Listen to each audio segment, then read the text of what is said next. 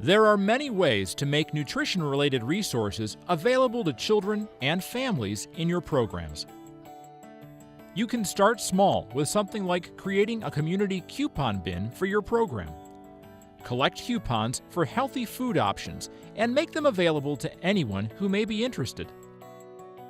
You can also gather and share information on low-cost recipes and tips for cooking a variety of healthy foods. Growing food in your program is another great way to increase children and families' access to fresh fruits and vegetables. You don't need a lot of space for planting and growing. Even a windowsill garden can produce vegetables for sharing. If you'd like to focus on collecting food for families to use outside your program, think about starting a weekend backpack program. Set aside unopened food or extra fruits and vegetables accumulated during the week and fill bags families can take home for the weekends.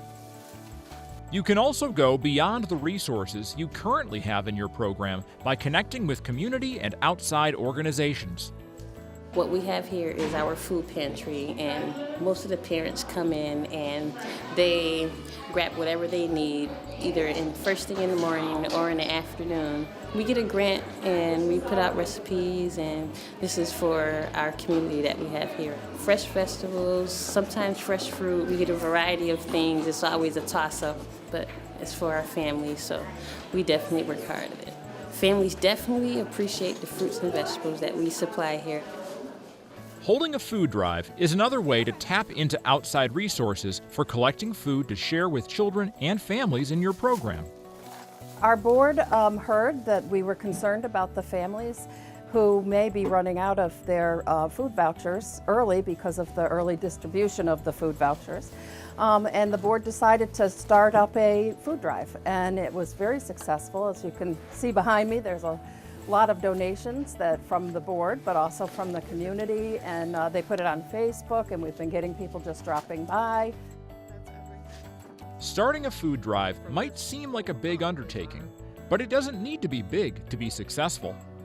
Well, I think it was all hands on deck. So we are lucky to have a board and a community and things like that. But people that don't, I think you can ask your neighbors or your churches or your grocery stores. It's amazing the people that will donate if you ask them. So I think your local community helps way more than anything. We're lucky to have a space. But again, I think you can do this in any space with anybody. You just make it work. One thing to keep in mind when sharing any of these resources, from coupons to canned goods, is to make them available to everyone in your program. Put recipes and cooking tips on parent boards or in parent letters. Place coupons and donated foods in general areas so they're readily accessible to all. Well, I think people are reluctant to tell you that they're hungry. And there are families here who absolutely aren't hungry, but we feel that if we give it to everyone, then no one's embarrassed about having to ask.